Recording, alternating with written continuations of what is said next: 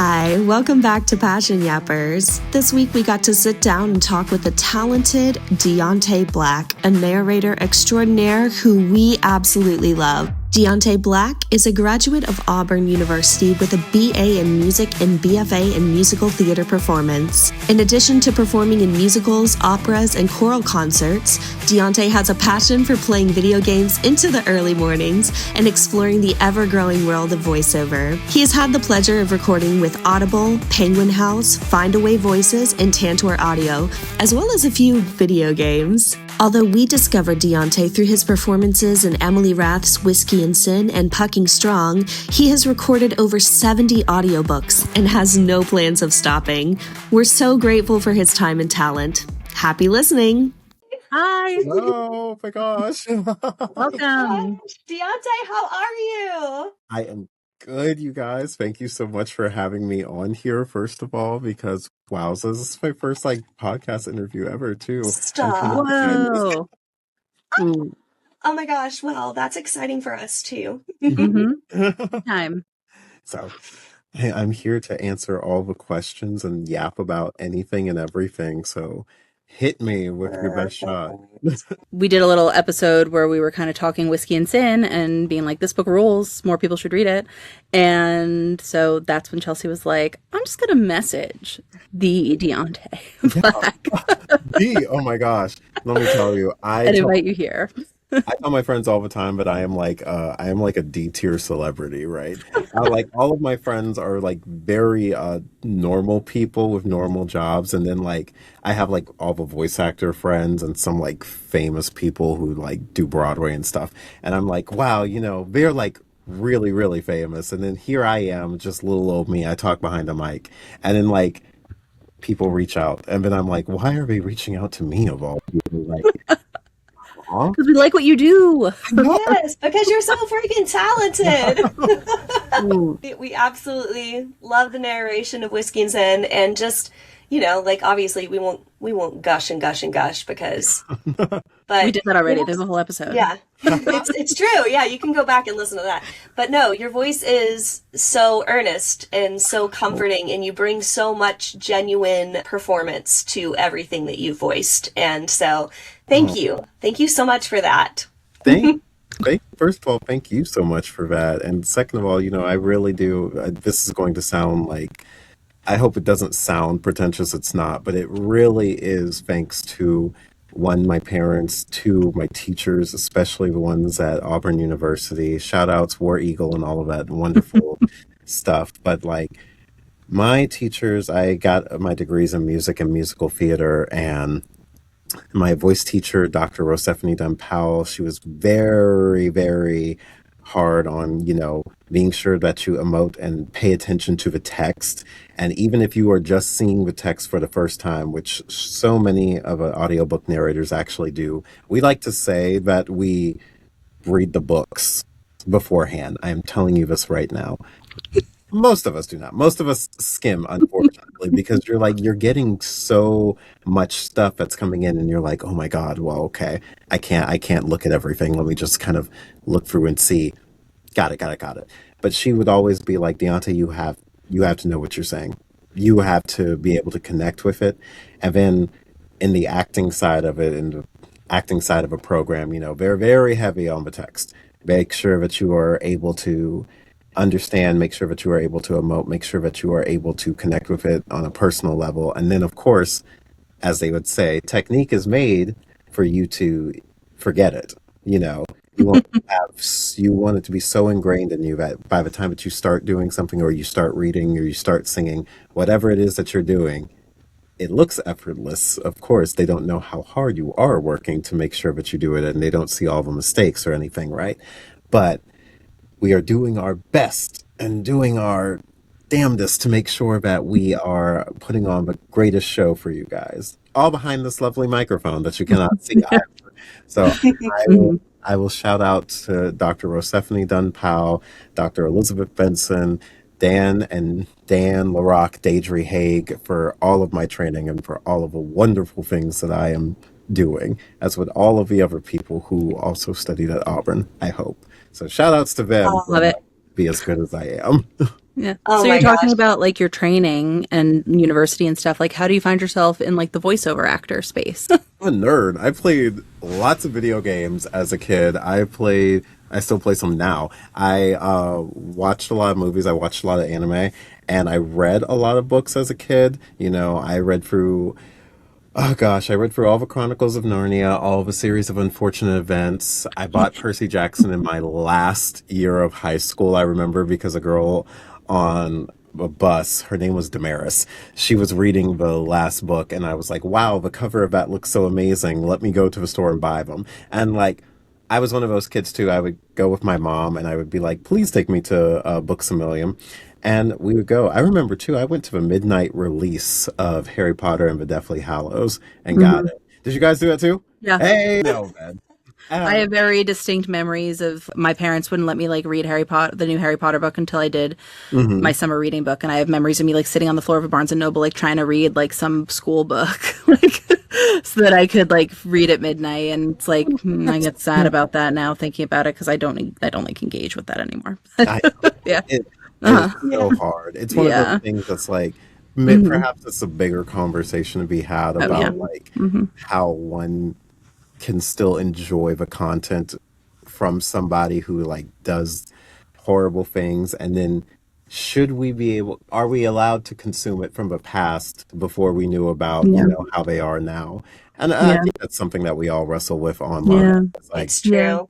I, I could like talk all night about that and like yeah, for me it's like I have a daughter and for me it's like that's one of the sad things, right? It's like do I share it with her? Like this brought me a lot of joy as a child and like, right. you know, how can I share it or like do I? Like I don't know. Like I don't know the answer. I Yeah. don't know. Hmm. It's beyond us. But Mhm. anyway, Yeah, um, anyway. Yeah. You grew up liking to read I grew and up to read. I played games. I watched cartoons. I watched movies. I did all of those wonderful things. And then when I was getting ready to graduate high school, I remember I had kind of no idea what I wanted to do. I knew that I was going to go to college because I was always one of those kids that was like, I'm going to go to college. I have no idea what I was going to do. And at that point, I remember I had auditioned for the Schwab School of Music over in Columbus, Georgia. And I was like, oh, I mean, I'm kind of decent at singing. It's high school. You don't really think that you can kind of do too much with it. And I remember I got in and I was like, oh, wow, okay. And I remember my parents said leading up to when I first said that I wanted to kind of start singing, my dad always was like, oh, well, he's probably going to do it as like just a little phase. And then I kept doing it. And then he was like, oh, well, if you are going to keep doing it, I remember he said that he talked with my mom and they were like, okay, well, if you're going to do it seriously, we're going to put you in it seriously. So I started taking voice lessons. I auditioned for college. I didn't get the scholarship, but I got a scholarship to another college. So I went there. And then that's when I said, oh, I guess if I'm getting paid money from a university to come and do this, I guess I'm good. So I can really put the time into it, right? And then I did it again for when I went to Auburn. And that's when I said, I want to be a performer. And I decided to get that double major, music and musical theater, did Yes. it. And then when I graduated in 2019, I had set up this big audition. I was going to go, my brothers live in Texas. I was going to stay with them for about like a month or two because they were doing auditions for Disney on Broadway. And at that time, too, I think it was also, they were kind of getting ready to bring Frozen over to the West End and they were looking for people for that. So I was like, I'm going to go. And I remember we had the rumblings of COVID-19. And my mom and dad, we were in the back checking out the yard because at that point we were about to kind of get like new cement and get a new fence. And we were talking as we do. And my dad said, he was like, son, I really don't want you to get on the plane. And I was like, oh, why? And I love my parents. I care very deeply about what they think, and I take everything that they say in earnest because they are the people who raise and care for me and love me, right? And I Mhm. was like, okay, well, why not? He said, there's been some stuff happening on the news. I don't know what it is, but we feel like you should not go. And I said, okay. They always are like, you're an adult, you can kind of do whatever you want to do, but like, I don't know, they're your parents. I've one time said to them that the dynamic doesn't change the older the child gets, but it does change when you have kids. So, your parents are always like here and you're kind of always there, except on like certain things when you have to be here. And then you're like, okay. So, yeah, that's what it is. Then I remember they were like, we'll be back in 2 weeks. And then, of course, you guys know we did not come back at all. Yeah. And while I was sitting in there in my hot closet, like I am now, I was rearranging clothes and I was like, I had a Blue Yeti microphone outside. And I was like, I have a microphone, I have a computer. I know people who do voiceover professionally. Why don't I try to do voiceover? I mean, I like it, and it wasn't the kind of thing that I could kind of do from being over in Alabama in 2019 because all the big hubs like Texas, Atlanta, New York, or LA, they're like, we kind of want you there to do the kind of voice acting that I was wanting to do, which was like a bunch of video games and anime. And I was like, darn, well, okay. And then the pandemic happened, and then we could all kind of do stuff from everywhere. So I listened to this wonderful podcast, or like, really, it's like a YouTube series. And I still send people to it to this day because it was phenomenal and helped me. It's this wonderful lady called Bailey Varnus, and she has this YouTube series about how to get started as a narrator on ACX, which, Audible's platform or Amazon's platform for audiobooks. I followed it.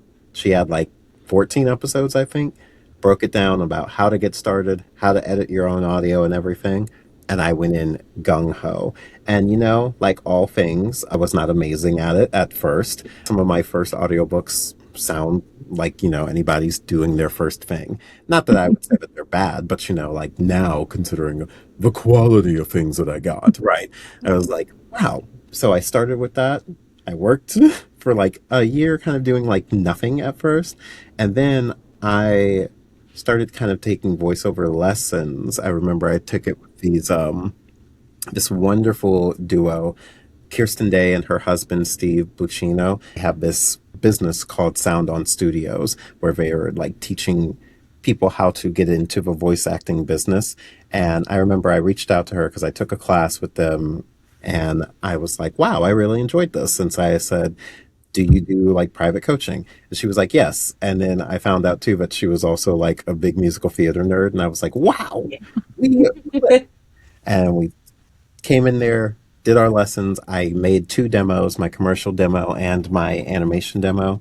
And I started sending them out. And I sent them out to some couple of agents. And then I started emailing audiobook companies because at that point, I think I had like maybe 3 or 4 books from ACX. I was like, there has to be like more, but I'm not like sending out an audition like every time or like scouring the website every time.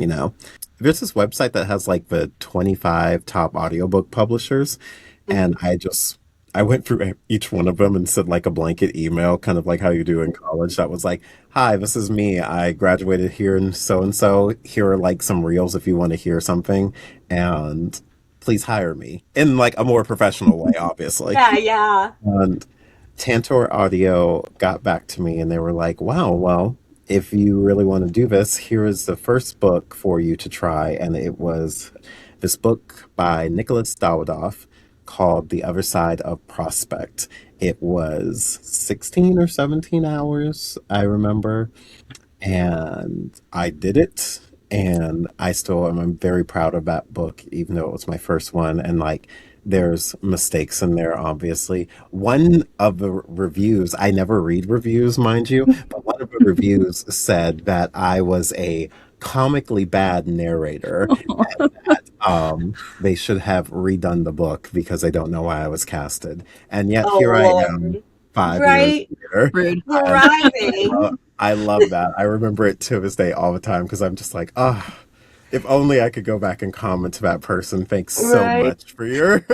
A lot of audiobook narrators deal with that and with Yeah, the reviews and, like book talk and like they can be vicious. They they can be can. so mean if it's Hmm. not, someone's voice.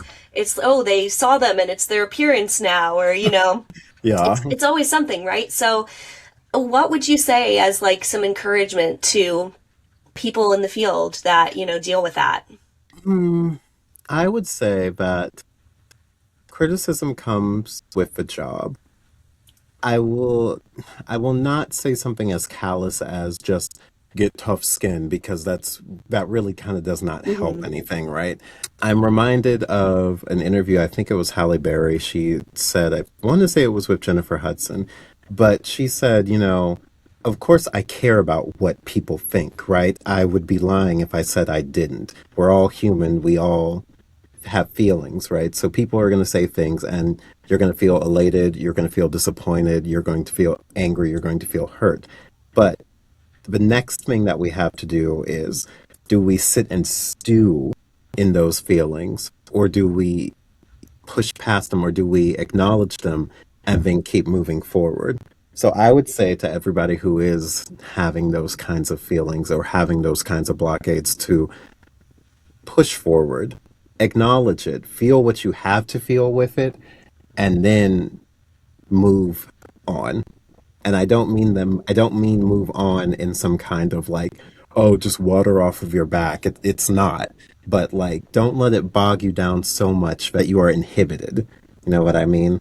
No, it's really hard, Mhm. especially like just being a performer in general. And I think nowadays, especially with the internet and how much access we all have to each other, that it's very easy to kind of get bogged down by the criticism, and it's so easy for people to like send it to you. Like I got an email like 2.5 months ago or something from some random person, and they were like, your narration for this book was very annoying and you have a lisp. And I remember I texted back from my email. I said, thank you for your criticism. This It's like, email thanks for listening to my book. yeah, email should only be used for professional inquiries, is what I said, or something like that.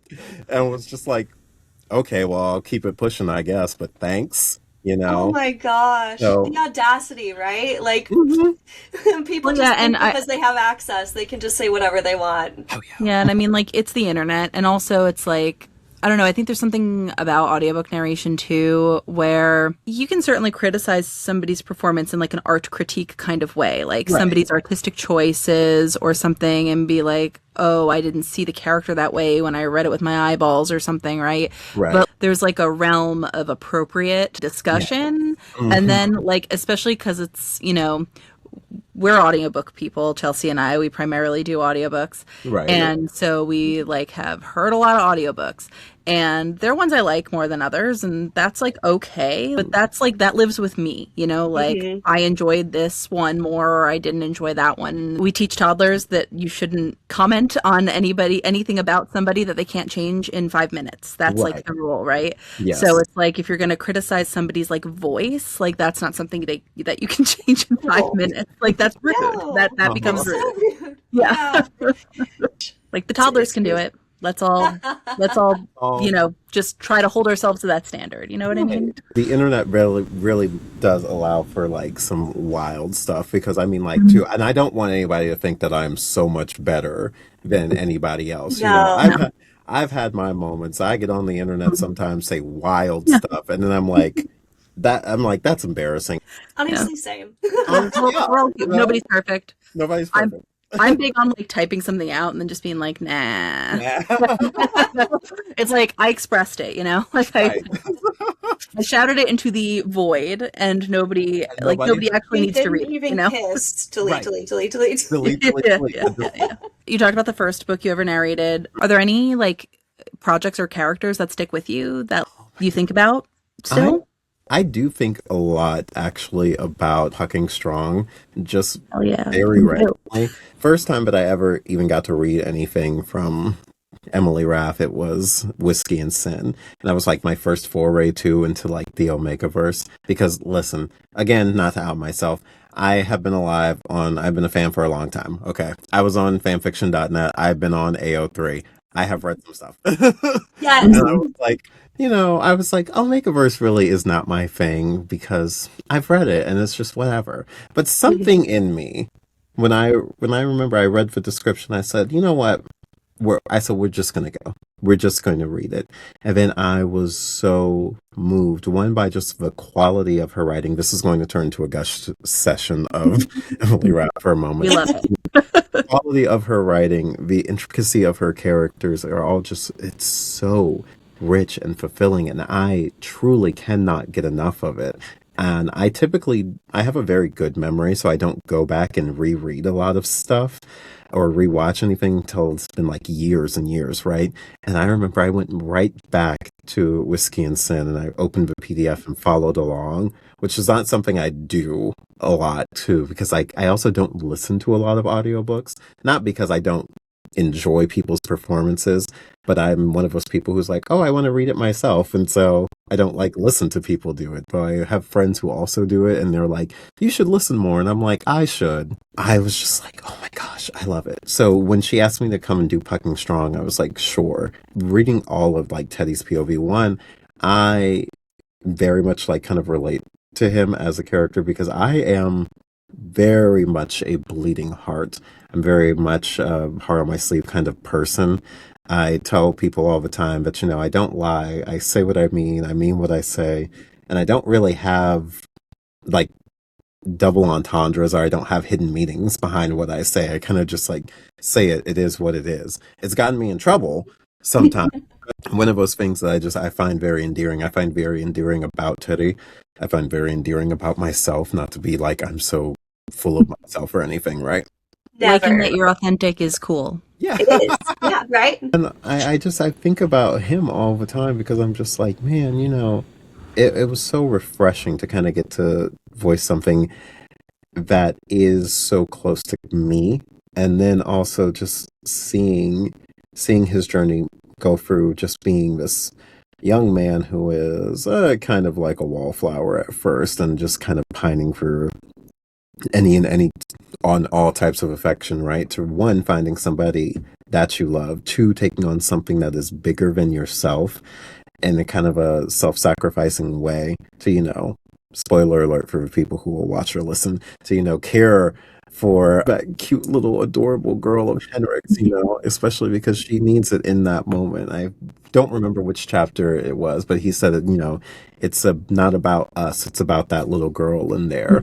And just thinking about him, and even now I'm getting a little wispy now because I'm like, my goodness, it is so heartfelt and it's so raw and vulnerable and true. And I think, if anything, I hope that I take a little bit more of that in my day-to-day life because I did feel very changed after reading that book. I love that. Damn, I guess I have to go listen to it again. It's so good.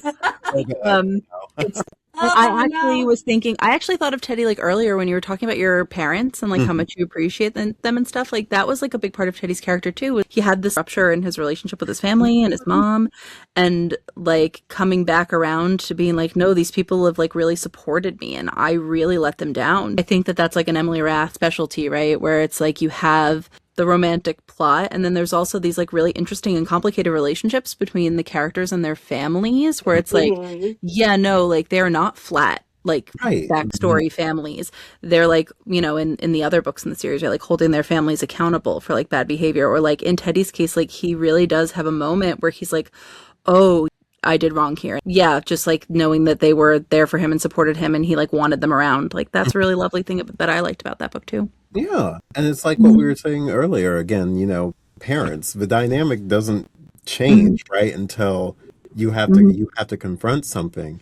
And then in that confrontation, I feel like most of the time, most of us have like non-serious confrontations with our parents. And it's just kind of a thing that you're like, oh, I'm an adult. Or like, this is my kid, this is my house kind of thing. Yeah. Like, yeah, Teddy has to navigate that. And I think it's a really special part of the book.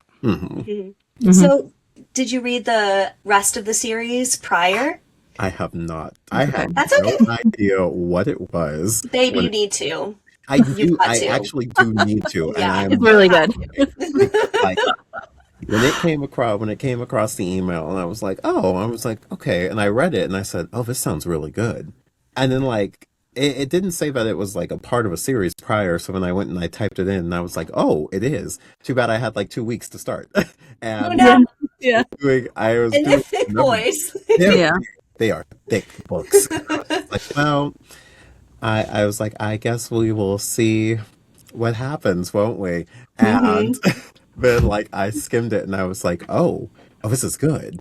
And then I was like, there's not really like too much that's reaching to other parts in the series, so I was like, I can kind of get away with not Yeah. knowing a little bit. And Yeah, then after I yeah. read it, I was like, ooh, I need to go back. And then like I haven't gone back yet because there's Well, just now. Now other it's books. Yeah, wait. So if you do go back though, no pressure. But if you did read it and yeah, liked it and wanted to be like, hey, I read that I book, read you that book know, too. that we talked about. Come back. That's where I get my energy from in my whole life is people coming back to me and being like, I read that book you told me about and I liked it. You know, you've done some other romances too. And how much of like the hockey romance discourse have you like been exposed to just like in real life? Any? Never. Never. Actually, Okay. my day job, because I took one because I do all my narration at night, but then I was playing all my games during the day and I couldn't see my friends. And I was like, darn, I need something to do during the day. So I work at the Performing Arts Center in Columbus and I sell tickets, you know, very like, not a little job, People but don't even know who they're buying their ticket from. I know, and right? one of my coworkers, she told me that she listens to audiobooks, and I told her because she asked me. She was like, Deontay, what do you do? And it had just never come up before, but I do audiobook narration. So I told her that. And then she was like, oh my God, what have you like narrated it? And I said, oh, well, the one I just finished was this book called Pucking Strong. And she was like, by Emily Rath. And I was like, oh, I was like, wow, you know it. And then she was like, no, I've read the whole series. And she was like, those books are also a little spicy, aren't they? And I was like, a lot Just a little. spicy, actually. And she was like, oh, and then she was like, now I'm gonna feel weird though, knowing that you narrated one and that I'm like listening to it because I work with you. And I was like, yeah, it I is weird guess. actually. I guess. Like, it's not real, it's art. That's something I say to people a lot, right? I'm out here on the internet trenches all the time, especially like with like the heated rivalry moment where Oh people yeah. were like popping off about like, does there have to be so much sex in this? Like, just on the internet with on their like, you know, whatever. And so many times I've like just been like, you know, they're not really doing it, right? Like, Right. they're acting, they're actors. This is a Right. scene. Like, it's not real. I think I remember when the show Girls was airing, Allison Williams, the actress, had like a pretty, it was like meant for shock, like sex scene. And people were, because her dad, his name's escaping me, but he's a news anchor. And so people, like, there was a thing where people were like, oh my God, did your dad watch that? Like, it was a big thing on the internet. And he was like, relax, everybody. She's an actress. That didn't actually, it wasn't real. Like, we all got to be cool. And I was like, that is very wise. Like, What Christine always says to me is, it's just words on a page. And I Yeah, love it's that, just you know, words. because it's a beautiful story. It is on paper. It is a beautiful story. You always say, it's not going to hurt you. yeah, it's not going I to love get that. you. It's on the page. Yeah. Page. And like Yeah. I will say, especially when it comes to like Dr. Raff, and like the only other person who I think has like even matched her words and wittiness and like fully fleshed characters, I have done two books for this other author. Her name is Tara Shelton Harris, and she had this most recently this wonderful romance book come out called Where the Wildflowers Grow. And I got to narrate all the male characters while like Tracy Tom from Rent fame and Oh my the Devil Wears Prada. Yeah. Oh, that's perfect. But like I know from the Rent movie, she narrates the main character Lee, and I was just like, oh my God.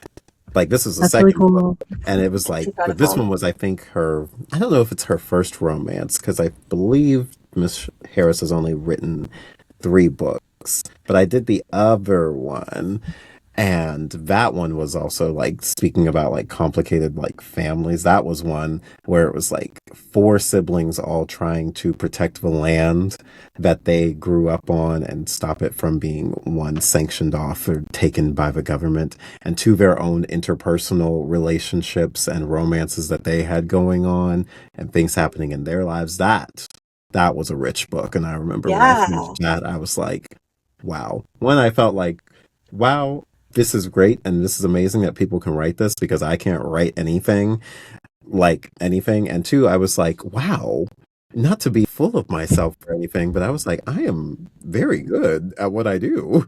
Yes, Wow. shout outs to my parents for paying for those lessons.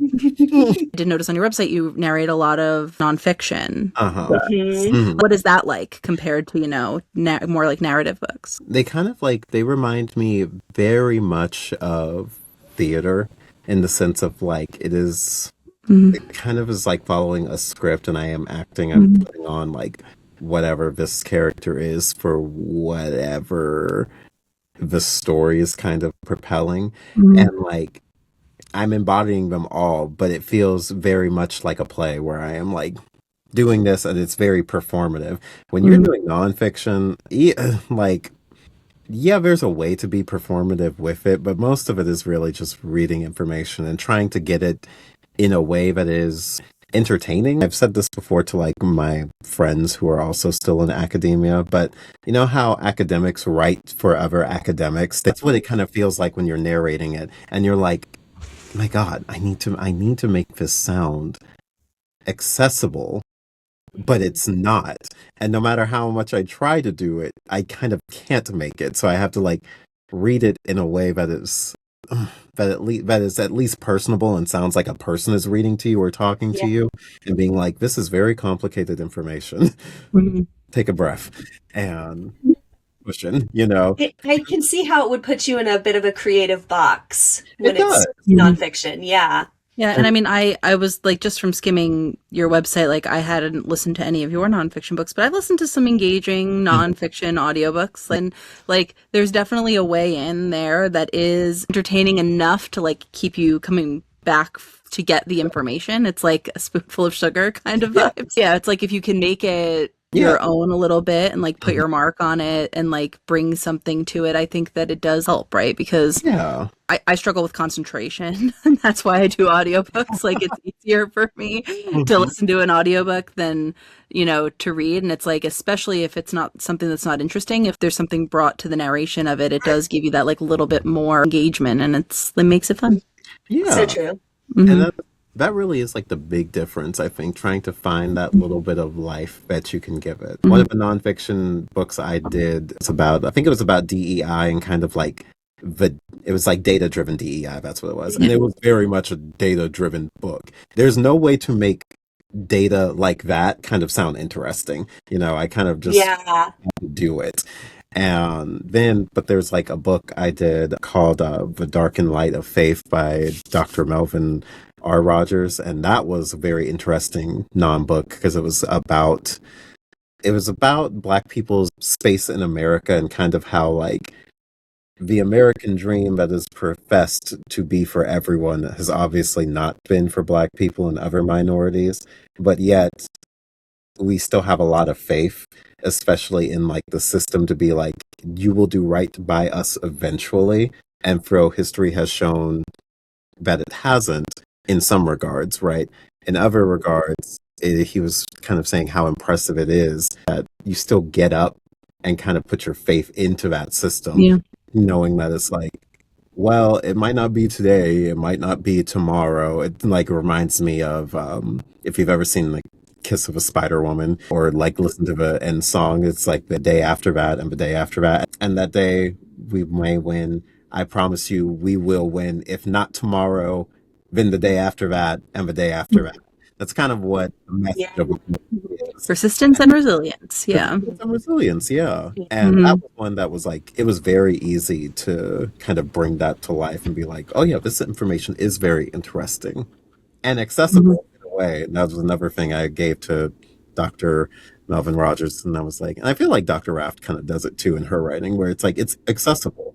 You write in a way that's the layman person can understand it, even though you're I am a doctor and this is what my profession is. Well, we had a little mini side conversation when we were working up the podcast about Jacksonville Ray's series. And that was something that we talked about with Dr. Rath, is that she is very smart. She is a very smart person, and it comes through. And it's you don't have to be an intellectual to read the Jacksonville Rays hockey romance series by any means, but it treats you as a reader like you are smart. And it's a very good balance of just fun stuff and deep emotional like work that you have to do. Like that's what keeps me coming back to those books is like the insight that I can build in my own mind about my own life and experience and relationships and people around me because I'm watching these characters go through things that are really interesting. So I just want to know, what are you doing when you're not narrating audiobooks? Like, what do you like to do outside of work?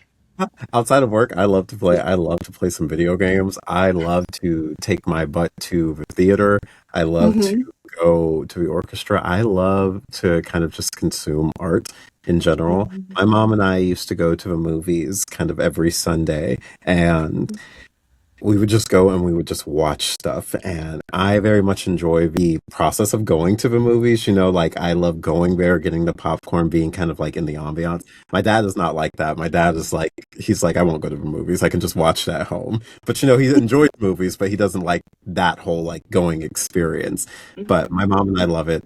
We'll do that. I go see a lot of theater. I consume a lot of musicals. I engage with like the orchestra a lot. I just enjoy the arts. And when I'm not narrating, I do love to sit down and play my video games because I complain a lot that I don't actually have as much time now to play them. I love playing JRPGs, just anything. For right now, I'm on playing like Trails Beyond the Horizon, which is just this long. I cannot get into it because it is a part of like a 12 game series going back to but like long, in depth, intricate characters, intricate things that are happening, and I like to sit and play for like hours, and I mean like 5, 6, 7, 8, 9, 10, 11 hours kind of thing. So you're into like the plot driven, like this. Oh yeah. like I've like sat and like watched the cutscenes from like video games my husband plays and some of my favorite like television series and stuff and movies that are adapted from video games. I always like love that. And I think it's funny because Chelsea and I actually end up talking about video games a lot. We do. Like compared to the number of episodes we've done, which is not very many. But we end up talking about video games a lot because of like the voiceover acting. I actually really love when I'm like watching a movie or a TV show and it feels video gamey. Whether it's just because it's adapted from a video game or that's like the way they're like trying to draw me in. I feel like that is something that really like draws me into a story. I'm thinking of the very first episode of The Last of Us. We Yeah. The very first episode of The Last of Us when they're driving the truck and they see the traffic on the highway and they're like cut across the field and they like turn the wheel and the truck goes into the long tall grass. I'm like, I can like see that as a video game scene. And it really does suck me into something and like heighten the like emotion. It gets me there and I'm like, oh, what's gonna happen? I like jump a lot when I play video games. I'm like, oh, can't be calm and just like let it happen. Yeah. So it's like when I see that in TV and movies, I get really like amped up and I love it. Yeah, definitely is something about the art of video games and like that whole medium. Troy Baker one time said many, many moons ago that he's this very prolific video game actor. And he was like, movies and television series are just beginning to scrape the top of what video games were doing. And this was like now like 10 years ago, I think, because you live with video games. You live with it for a long time, depending on what game that you're playing. Or you are in so deep with those characters for how short it is that you feel like you know them. You go with them on this journey. And something like The Last of Us, I remember I sent my friend, he let me borrow it. And this was back when it first came out in like 2013. I have a known thing to play nothing but JRPGs because I love an 80-hour story. I love going on a journey with your friends and fighting gods, Yes. And I beat it in one day, I remember, because it's like, it's only because it's only like 15 hours or something like that. It's like it's relatively short and short in a way that for me playing video games, I would get it done and not even like blink. And I remember I texted him, I was like, wait, where's the rest of the game? And I was like, is that it?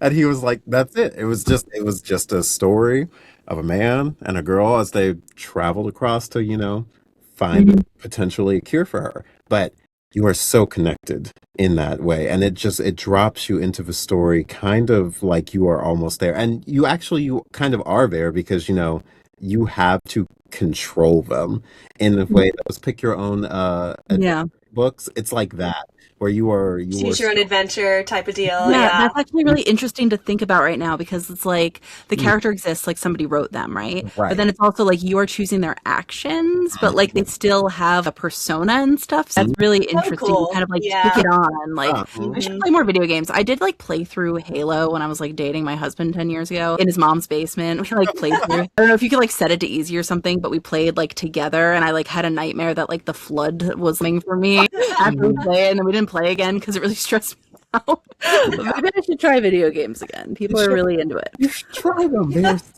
They're so good, you know. I mean, there's everything from those AAA games like The Last of Us or Uncharted or anything that Quantum Dream makes, or like, oh, Heavy Hmm. Rain. Heavy Rain is a great video game. If you want to talk about one narrative style games, it's one of those multi POV kind of games where like every decision matters because what this person does might affect that person. And I will not spoil it, though it is like a now God, now like a 15-year-old game. Again, we're not that old, but 30 Hmm. something, Feels like so it. it feels like it. Yeah, I'm like, technology wasn't that fast. Last week I was hanging out with my friends and I looked on to Twitter because we were watching WrestleMania and it said like, happy 14th anniversary to Fire Emblem Awakening. And I said 14 years? That can't be right. I said, I just played this on my 3DS last night. you know? And it's just like, oh, wait a minute. That's That happens crazy. to me a lot. Yeah, but Heavy Especially Rain, when I have a client who's like 20 and they like say something, it's like old. I'm just like, oh, that oh, is old. that is old, isn't it? Yeah. Well, I sell vintage, and anything that's 20 years old is technically officially vintage. Right. We're old. What can I say? It was a Um, funny thing that said, the PlayStation 2, I remember it went into a Museum of Technology, that's right. And it went in and it was with Final Fantasy 10, I think, is in the display case next to it.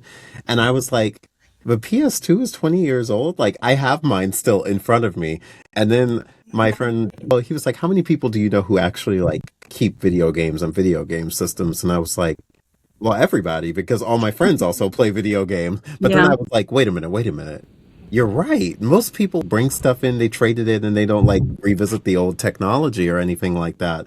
I do because, fond memories and nostalgia and all that. But I was like, oh, wait a minute. You're right. We're old. The young ladies that I work with at the River Center, they're 23 and like 22 in that age range, right? And I will say stuff sometimes like when we have to shred information, I will be like, send this by way of something that is now obsolete, right? So one time I was like, send this by way of like the Sputnik satellite. I said something one time like, send this by way of the Walkman. And they looked at me and they said, what is a Walkman? And I was like, wait a minute, what? And they're not that much younger than me. I still catch myself, Deontay, saying books on tape. Yeah. I used to check out books on CD from the library, and like the car I drive regularly now has no CD player. And I'm just Mine does not either. like I hate this. I still get CDs, and like my friends, my birthday passed in March. They got me a CD of Waiting to Exhale from the movie from like '94, right? And like they got it because I'm a big fan of Tony Braxton and Whitney Houston, and so they were like, "Here you go, here's the CD for you." And I was like, "Thank you." And I remember I got in my car, I was so excited to play it, and like I have a GMC, I think it's like a 2023. It does not have a CD player, and like Rude. I did not recognize it until like my mom had said something a couple of months back because we had bought a CD and we were going to go play it. And I was like, wait a minute, where's my CD player? Like, where's my disc drive? It's not there.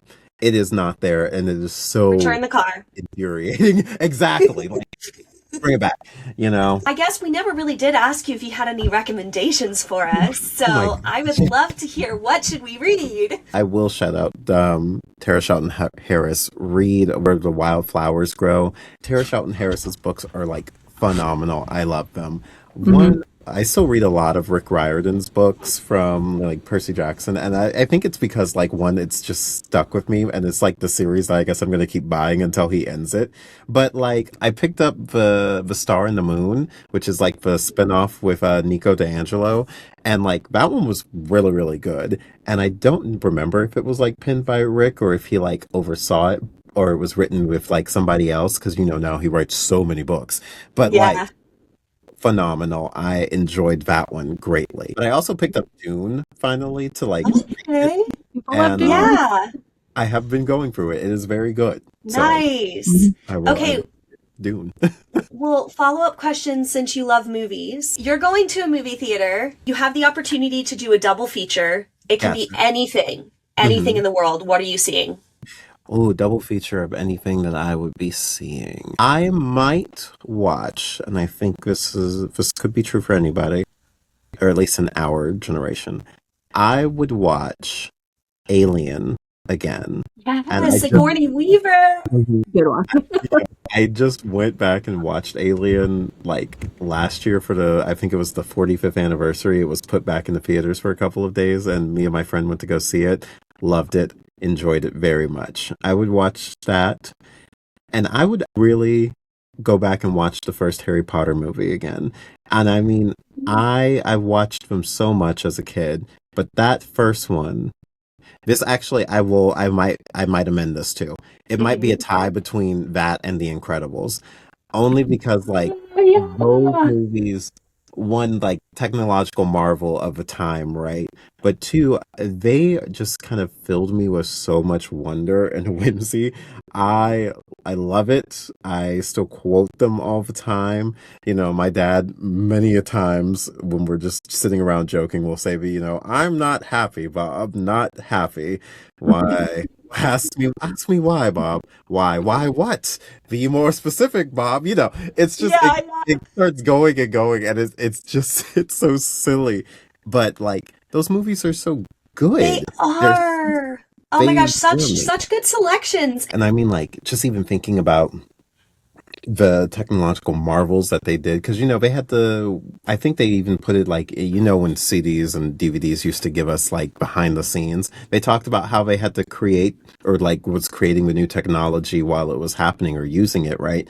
And they had to make Violet's hair like strand by strand by strand, and it took like so much data and stuff, but it looked so amazing. It's the kind of in that same vein of like how the first Avatar film is like so amazing because it's so monumental in like all the things that it created. Technology was, and I mean, it still is, right? Like this amazing thing that is just speeding ahead of us. It But really at that is. moment, it was amazing. And it's like, I imagine that when I saw The Incredibles, it is what my parents envisioned when they saw Jurassic Park for the first time in like Right? 91, when the Hmm. dinosaur like came out there, that that is what I imagine that it must have felt like. And now I don't think that kids will get that nowadays because we're so like technology is like When such you a think about the Lord of the Rings being so Yeah. epic, and if you go yeah. back and watch it now, it's like, okay, it maybe Yeah. wasn't as epic as I remember, but in the moment, oh my Mhm. God, that was like cutting edge. We were That's we were cutting Yeah. edge on our seats. technology.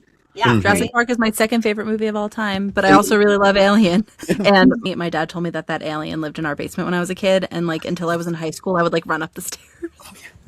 Well, Even though I knew logically it didn't live there in my body, I was afraid of the xenomorph Oh, in my basement. that was terrifying. So I yeah. like to come up with like fun games to do with people when we interview them that kind of put their interests together. The characters of yours that we love are, Silas and Teddy and Bear and Henrik. Yeah. And you are into musical theater. So it's like if they were gonna do a song, a musical number, each one of them, like what would be their musical number? So let's start with Teddy. Gosh, Teddy kind of strikes me as like a Les Mis boy. Someone who's like, oh my goodness, like, woe is me, but obviously like my life is so hard. It's not, but like, tragically, he would be definitely be singing like, I dreamed a dream. Um Yes, I love it. The drama, yes, that's great. Mhm. Drama, that's really what it is. That's really good. Henrik is like so strong, so sweet, so silent, and so awkward. And like that kind of is what Lurch is in the sense where I mean, like, sure, he's dead and he's like, but like when you watch the Addams Family musical, he is just moving around. He's so like physically funny, but he's still like so sweet to all of the Addams. And I really do think that he would have that song that Lurch only sings once in the Yeah. musical, and it's at the very end during the finale when it's like move toward the darkness, where like I imagine that Henrik would just be very silent for most of it, I've been like the one time that you get to like sing, boom. Like how he was like, oh, how am I supposed to flirt with you if I'm on a date with you or something, like when can I flirt? It's like that. I feel like Silas is a little bit more dramatic, and it's dramatic in the sense not like of Teddy, right? I feel like Silas would sing, if you know Stephen Sondheim. Sondheim has this musical from 1994, the year I was born, by the way, woo, called Passion. And I really feel like Silas is the kind who sings like Loving You, kind of like in the way that Fosca sings to Giorgio. It's like it's this very much gut wrenching thing of like, this is who I am, the reason that I am who I am, and like why I love the way I love, kind of thing. That's the kind of song that I would imagine him singing. This is a bit it's a bit too romantic, I think, for Bear, but it's the one that's coming to my head. It's from this musical called Grand Hotel. I'm giving y'all like a bunch of like old musicals. deep That's okay. We love it. Deep cuts. Grand Hotel, it is like the song called Love Can't Happen. And it's very much like it's different. The circumstances are different, but the character is singing about the fact that like love cannot happen in this way. And who could have expected that it would one come on so quickly? Except, the only thing that I can say is like when love comes, like blah blah blah. I would sing it for you if you would want, but it's like one of those ones that's like, if I do, I do. I could sing any of the songs I gave you. Karaoke with Diontae. Let's go. Karaoke. 5, 6, 7, 8. Jazz This is a hands. good Instagram series for you if you want to do some like crazy social media work. I think that one for him. Yeah. So definitely would be like, I dreamed a dream, move toward the darkness, loving you, and love can't happen. So Wonderful. those are my 4 that I would imagine. Put them all in there and let them sing. They're all great songs too. Like Let's find you a voiceover part for a book where it's a singer and there are songs to sing in the audiobook track. They always give us, they're like, when you have to do an audiobook, they're like, well, you can't like sing the words or sing the song because they're like copyright and stuff. So you have to like read them. And I'm always like, man, they should just like let us sing it. I'm Just always for fun. I understand people have to protect their intellectual property and stuff. Right. I understand that and I respect it. And also, I think that if I had written a song, like I would be like, you're good. Go ahead. Good. Go ahead. It's just me. And I don't expect everybody to be like that. I always think that if I ever were to write some great academic paper, I would just write right into it. You don't have to cite this. Just use it. Just use it. Any projects you want to like Yes. Any projects? talk about? Any upcoming stuff? I am working on these wonderful books right now. They're like these space sci-fi books. One's called The Survivor's War, and it's supposed to come out in like mid-May. I'm halfway through narrating it right now. It's going to be pretty fun. I think it's going to be a little bit different from like what most people will probably like listen to me for. It's one of those like big epic books that I really do kind of like get to showcase all the different ranges, all the different voices and like emotional beats. I like that. I try to tell everybody to go watch. I did a movie back in like 2022, 2023 called Four Souls of Coyote. It is a very, very special movie, near and dear to my heart. Everybody in the cast is wonderful in it, and it is a story that it's like telling of a creation myth from the Dakota tribes format or through the lens of that. It is very beautiful. It is worth a watch. I have watched it now like 9 times, and every time that I get the chance to watch it, I feel so honored. And the fact that one, they wanted me to like do the voice of Coyote for it and even like be in the film, and 2, but like people want to watch it, so I watch it all the time. It's great. I guess I will save this on my like last thing of being like, soapboxy or whatever. To all the people who are listening to Chelsea and Christine and their wonderful podcast, I want you all to, go follow your dreams first of all. Engage in the things that bring you joy. Try a little something new every now and again. Go out to that new restaurant, pick up that new book, play that video game, watch that movie, watch that series, right? And try to enjoy your life to the fullest. It is very difficult sometimes, I feel like nowadays with the internet, to feel we can slow down and enjoy those moments with each other in life. But just kind of like this podcast today, we've been talking for almost an hour and 15 minutes, and it doesn't even feel like it. It feels like we were eating lunch, and it's just, time is just not even going by, right? These are the moments that matter, and these are the things that you will remember past whatever, like, flimsy little comment that we make, or like any kind of mean thing that someone says about you. Perfect. Yeah, just don't be mean to us. Yeah, Don't be mean to us. Don't be mean to us. This was super fun. it was. Thank you Yeah. guys so much for reaching Yeah. out. You were delightful, Oh, so I'm are you. having Yeah. this wonderful podcast for people. Also, thank you. Bye. Thanks for listening. We want to hear from you. Follow us on Instagram at Passion Yappers Pod and subscribe to our YouTube channel. Please share any thoughts on this episode and tell us about your favorite stories. Maybe we can yap about them on a future episode.